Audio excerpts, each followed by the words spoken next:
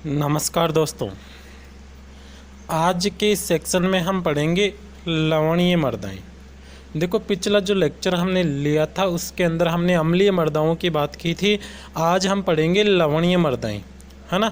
तो सबसे पहले हम बात करें लवणीय मृदाएं कौन से क्षेत्रों में पाई जाती है।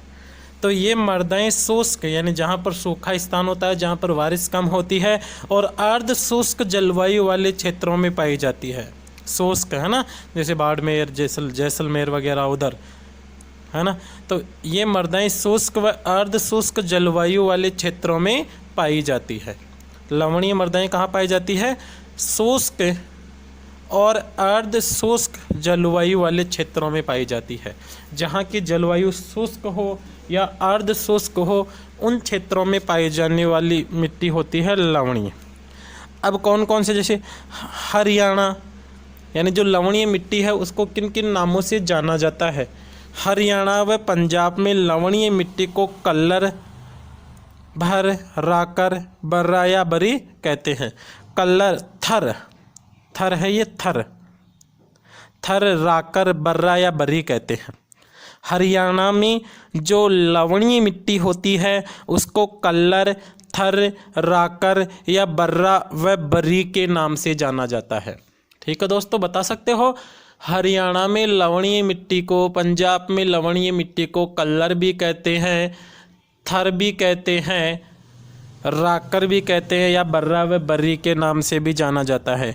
गुजरात में, जो गुजरात है, गुजरात में लवणीय मिट्टी को खार कहते हैं। गुजरात के अंदर लवणीय मिट्टी को खार कहते हैं, जबकि राजस्थान में लूणी या खारी कहलाती है।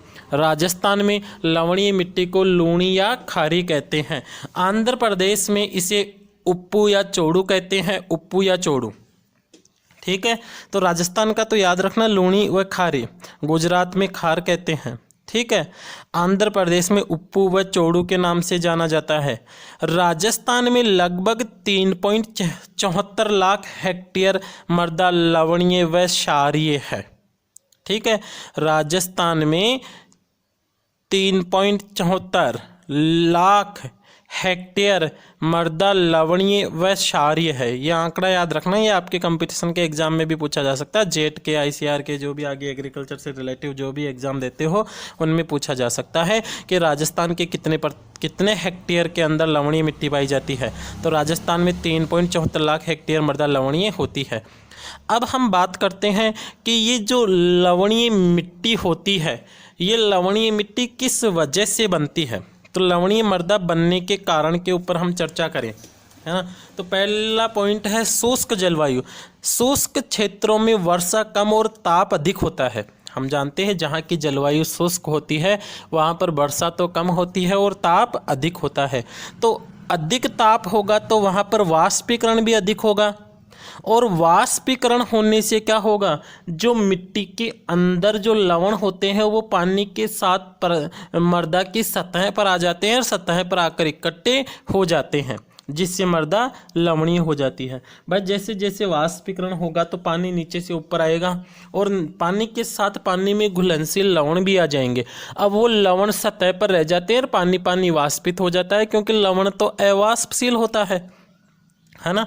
तो जहाँ की जलवायु शुष्क होती है, शुष्क क्षेत्रों में कम वर्षा और ताप अधिक होने के कारण वहाँ पर वाष्पीकरण अधिक होने के कारण लवण मृदा की ऊपरी सतह पर ही रह जाते हैं, जिससे मृदा लवणीय हो जाती है। पहला पॉइंट शुष्क जलवायु बता सकते हैं। दूसरा है लवणीय जल से सिंचाई। अगर हम मिट्टी के अंदर, है ना, सिंचाई करें और सिंचाई खारे पानी से करें, लवणीय पानी से सिंचाई करें, तो खारे पानी में लवणों की मात्रा अधिक होती है। खारे पानी के अंदर लवणों की मात्रा अधिक होती है। यदि इस लवणीय जल से लगातार सिंचाई की जाती है तो मृदा में लवण इकट्ठे होने लगते हैं। अगर हम मिट्टी के अंदर, मतलब खेत में लवणीय पानी से सिंचाई करते ही रहेंगे तो जो पानी के अंदर लवण है घुले हुए वो मिट्टी के ऊपर जम जाएंगे, उस मिट्टी में ही रह जाएंगे, और पानी होता है वो वाष्पीकृत होकर उड़ जाता है ना, जिससे मृदा लवणीय हो जाती है। तो खारे पानी में लवणों की मात्रा अधिक होती है यदि इस लवणीय जल से लगातार सिंचाई की जाए तो मृदा में लवण इकट्ठे होने लगते हैं, जिससे मृदा लवणीय हो जाती है। दूसरा है जल के रिसाव से, है ना। जल रिसने वाली नहरों और पार्श्व नालियों से जल का निस्पंदन होता है, जिससे भूमि जल स्तर ऊपर उठ जाता है और मृदा लवणीय व क्षारीय हो जाती है। आपने देखा होगा जैसे पानी जाता है तो पास की मिट्टी के ऊपर खार सा आ जाता है ना, ऐसे वाइट कलर का लवण सा इकट्ठा हो जाता है।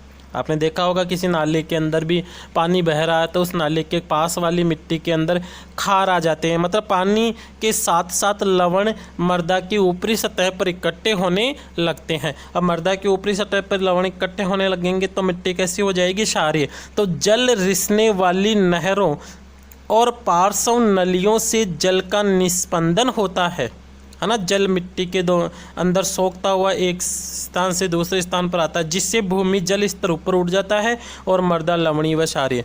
यानी मिट्टी के अंदर भी अगर भूमि का जल स्तर ऊपर आ जाएगा तो जल स्तर ऊपर आएगा तो जल के अंदर जो लवण होते हैं वो धीरे धीरे मिट्टी की ऊपरी सतह पर आते रहेंगे, जिससे भी मृदा लवणीय होती जाती है। तो पहला कारक तो हमने पढ़ा शुष्क जलवायु, जहाँ की जलवायु शुष्क है वहाँ पर।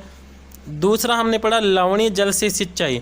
तीसरा हमने पढ़ा जल के रिसाव से, है ना। जल का रिसाव होता है तो भी मिट्टी लवणीय हो जाती है। फोर्थ नंबर पे हम पढ़ेंगे पर्याप्त जल निकास, है ना। आपने देखा होगा जहाँ पर पानी अधिक दिनों तक भरा रहता है वहाँ पर खार सा आ जाता है, वाइट कलर की एक परत सी बनने लगती है, जिसे हम कहते हैं खाल्डा की माटी। खाल्डा की माटी, है ना। थोड़ी आप उस मिट्टी को चख के देखना, उसमें लवण ज़्यादा रहेंगे, वो खारी लगेगी आपको। तो अपर्याप्त जल निकास, जल निकास उचित नहीं होने के कारण आसपास का जल निचले स्थानों पर एकत्रित हो जाता है और सूखने पर अपने साथ लवणों को वहीं छोड़ देता है। जिससे अब जैसे किसी खेत के अंदर कोई ढलान है तो उस खेत के बारिश होगी तो उस खेत का पूरा पानी है वो एक ढलान वाले क्षेत्र में जाके इकट्ठा हो जाएगा। अब जैसे पानी पूरे खेत का बहकर उस ढलान वाले स्थान पे आएगा, ढलान वाले स्थान पे जैसे ही पानी आएगा तो पानी के साथ साथ उस पूरे खेत के लवण भी तो उस ढलान वाले यानी पानी के साथ घुलकर आ जाएंगे। अब पानी का तो वाष्पीकरण होगा, पानी तो उड़कर चला जाएगा और जो लवण है वो उसी ढलान वाले यानी उसी गहराई वाले उस गड्ढे वाले स्थान पर ही रह जाते हैं। तो जब जल निकास उचित नहीं होने के कारण आसपास का जल निचले स्थानों पर एकत्रित हो जाता है और सूखने पर अपने साथ लवणों को वहीं छोड़ देता है, जिससे मृदा लवणीय हो जाती है। मृदा परिच्छेदिका यानी मिट्टी की जो परतें हैं वो मृदा परिच्छेदिका कहलाती है। मिट्टी की जो परतें होती है, ऊपरी मिट्टी, नीचे की मिट्टी, उससे नीचे की मिट्टी। यदि मृदा परिच्छेदिका में कठोर परत होती है, अगर मिट्टी परिच्छेदिका में जैसे ऊपर की मिट्टी तो ठीक है लेकिन 1-2 फीट अगर मिट्टी को हटाएंगे तो नीचे कठोर मिट्टी आ जाए, पत्थर आ जाए, जैसे भीलवाड़ा इधर हम देखते हैं तो थोड़ी ऐसे ही मिट्टी में आपको पत्थर भी नजर आएंगे। थोड़ी सी मिट्टी को हटाएंगे तो नीचे पत्थर ही पत्थर मिलते हैं।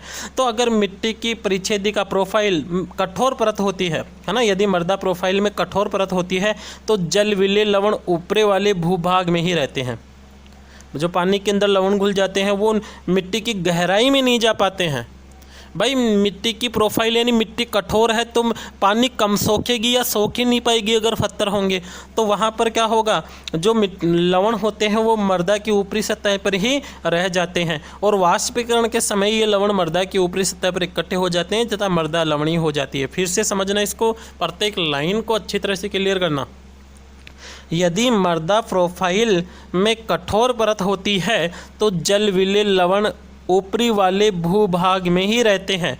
वाष्पीकरण के समय ये लवण मृदा की ऊपरी सतह पर इकट्ठे हो जाते हैं, जिससे मृदा लवणीय हो जाती है। फिर है क्षारीय उर्वरकों का। अगर खेत के अंदर हम लगातार क्षारीय उर्वरकों का प्रयोग करते जाएंगे, है ना, खेत में अगर हम लगातार क्षारीय उर्वरकों का उपयोग करते रहते हैं तो भी मिट्टी कैसी हो जाती है, लवणीय हो जाती है या क्षारीय हो जाती है। और क्षारीय उर्वरकों के अंदर सबसे महत्वपूर्ण उर्वरक होता है सोडियम नाइट्रेट। अगर आप खेत के अंदर सोडियम नाइट्रेट उर्वरक का उपयोग करते रहोगे तो जो सोडियम नाइट्रेट उर्वरक है वो वहाँ की मिट्टी को क्षारीय बना देता है। हम जानते हैं जिस मिट्टी में सोडियम आयन प्रधान होते हैं, Na+ आयन प्रधान होते हैं, वो मिट्टी क्षारीय होती है। है ना। क्षारीय आयनों के अंदर सोडियम की प्रतिशतता अधिक होने पर, इसी लेसन में हम आगे चलकर पढ़ेंगे कि क्षारीय मिट्टी में कौन से आयन अधिक होते हैं, अम्लीय मिट्टी में कौन से आयन अधिक होते हैं, इनके बारे में हम डिटेल से पढ़ेंगे। तो फिलहाल अभी याद रखो कि सोडियम नाइट्रेट क्षारीय उर्वरक होता है और इस उर्वरक का अगर हम लगातार उपयोग करते रहेंगे, सोडियम नाइट्रेट एक क्षारीय उर्वरक होता है, इस उर्वरक का अगर हम लगातार उपयोग करते रहते हैं तो मिट्टी कैसी हो जाती है, क्षारीय। ठीक है। अब इसकी प्रोसेस क्या रहती है क्षारीय व लवणीय मिट्टी के निर्माण की, है ना। अभी हमने पॉइंट पढ़े कि किन किन वजह से होती है, लेकिन इसकी प्रोसेस क्या रहती है, किस प्रक्रिया के द्वारा मिट्टी होती है वो क्षारीय हो जाती है, लवणीय हो जाती है। तो लवणीय व क्षारीय मृदा का निर्माण, डी सिगमोंड ने लवणीय मृदाओं के निर्माण की 4 प्रावस्थाएं बताई, के निर्माण की, है ना, के निर्माण की 4 प्रावस्थाएं बताई। कौन से साइंटिस्ट थे, डी सिगमोंड ने लवणीय मृदाओं के निर्माण की 4 प्रावस्थाएं बताई। अब प्रथम प्रावस्था क्या है, लवण इकट्ठे होते रहते हैं। सबसे पहले तो मिट्टी में लवण इकट्ठे होते रहते हैं। प्रथम प्रावस्था में क्या, लवणों का इकट्ठा होना। दूसरी प्रावस्था में है इन लवणों से क्षारीय लवणों का निर्माण होना। जैसे मानते हैं कैल्शियम आयन भी आ गया, मैग्नीशियम भी आयन भी आ गया, पोटेशियम भी आ गया, अमोनियम, जो लवण है वो इकट्ठे होते रहेंगे। फिर ये लवणों से क्षारीय लवणों का निर्माण होगा, यानी जैसे सोडियम आयन प्रधान रह जाएगी मिट्टी, सोडियम अगर ज़्यादा मात्रा में होता है तो मिट्टी क्षारीय हो जाती है। तीसरी प्रावस्था में लवण जल में घुलकर भूमि की ऊपरी सतह से नीचे की सतह में चले जाएंगे, है ना। इन प्रावस्थाओं को आगे हम डिटेल से पढ़ेंगे, है ना। तीसरे में क्या, लवण ऊपरी मिट्टी से पानी के साथ घुल के नीचे के भागों में चले जाते हैं। फिर बात करें चौथी प्रावस्था में लवणों का निम्नीकरण, यानी लवण होते हैं वो धीरे धीरे कम होते रहते हैं। पांचवी प्रावस्था को रीग्रेडिंग कहते हैं, यानी वापस धीरे धीरे लवणों का इकट्ठा होना। तो पहली प्रावस्था में हमने पढ़ा लवणीकरण, अभी हमने पहली प्रावस्था के बारे में बात की ना, प्रथम प्रावस्था में हमने पढ़ा था लवण इकट्ठे होते हैं, लवण इकट्ठे होते हैं। तो इन्हीं को हम आगे देखते हैं, लवण इकट्ठे होते हैं, प्रथम प्रावस्था, जिसे लवणीकरण कहते हैं। मृदा की ऊपरी सतह पर लवणों का इकट्ठा होना लवणीकरण कहलाता है। मृदा की ऊपरी सतह पर लवणों का इकट्ठा होना क्या कहलाता है, लवणीकरण कहलाता है। लवणीकरण की क्रिया में सोडियम के लवण अधिक मात्रा में होते हैं। अब ये याद रखना है, लवणीकरण की क्रिया में कौन से आयन अधिक मात्रा में होते हैं, सोडियम आयन। मृदा की ऊपरी सतह पर लवणों का इकट्ठा होना लवणीकरण कहलाता है। लवणीकरण की क्रिया में सोडियम के लवण अधिक मात्रा में पाए जाते हैं। सोडियम के लवण, लवणीकरण की क्रिया में सोडियम के लवण अधिक मात्रा में पाए जाते हैं। क्षारीयकरण, धन आयन विनिमय क्रिया में कैल्शियम, मैग्नीशियम तथा पोटेशियम के साथ सोडियम भी कोलाइड पर रहता है ना। हम जानते हैं सोडियम, मैग्नीशियम, कैल्शियम, पोटेशियम ये मुख्य रूप से पाए जाने वाले आयन होते हैं। जैसे जैसे मृदा विलयन में सोडियम आयनों की मात्रा बढ़ती जाती है वैसे वैसे क्षारीकरण होता जाता है, यानी कैल्शियम, मैग्नीशियम, पोटेशियम तो रह जाए कम और सोडियम की मात्रा हो जाए ज़्यादा। कैल्शियम, मैग्नीशियम और पोटेशियम तो रह जाए कम और सोडियम आयनों की मात्रा हो जाए अधिक, तो उसे हम कहते हैं क्षारीयकरण। फिर है लवणों का न्यूनीकरण। अब जैसे बारिश हो गई तो जो अधिक के लवण होते हैं वो निक्षालित होकर, जो अधिक के लवण होते हैं वो मिट्टी की गहराई के अंदर चले जाएंगे। तो देखो, अधिक के लवणों का निक्षालन द्वारा ऊपरी सतह से नीचे की सतह में जाना। भाई जैसे बारिश हुई तो ऊपर जो लवण है वो पानी के साथ मिट्टी पानी को सोखेगी, तो पानी जैसे जैसे मिट्टी की गहराई में जाएगा वैसे वैसे लवण भी चले जाएंगे और सोडियम आयन कले के ऊपर ही रह जाएगा, लेकिन सोडियम आयन नहीं जाएगा। लवणों का न्यूनीकरण में याद रखना, सोडियम आयन उसी स्थान पे रहेगा मिट्टी के कण के ऊपर, लेकिन अन्य जो लवण होते हैं वो बहकर नीचे चले जाते हैं। अब हम बात करते हैं, ध्यान देना, रीग्रेडेशन। ऐसी मृदा जिसमें एक बार निम्नीकरण हो गया, यानी लवण चले गए एक बार, पुनः क्षार एकत्रित होने लगते हैं और सोडियम लवणों की मात्रा बढ़ने लगती है, तो इस क्रिया को रीग्रेडेशन, यानी एक बार निम्नीकरण हो गया, मिट्टी को सुधार लिया, एक बार लवण कम हो गए, अब धीरे धीरे वापस लवण इकट्ठे होते रहेंगे, तो उस क्रिया को हम कहते हैं रीग्रेडेशन की क्रिया कहते हैं, है ना। सोडियम लवणों की मात्रा धीरे धीरे वापस बढ़ने लगती है, इस क्रिया को हम कहते हैं रीग्रेडेशन।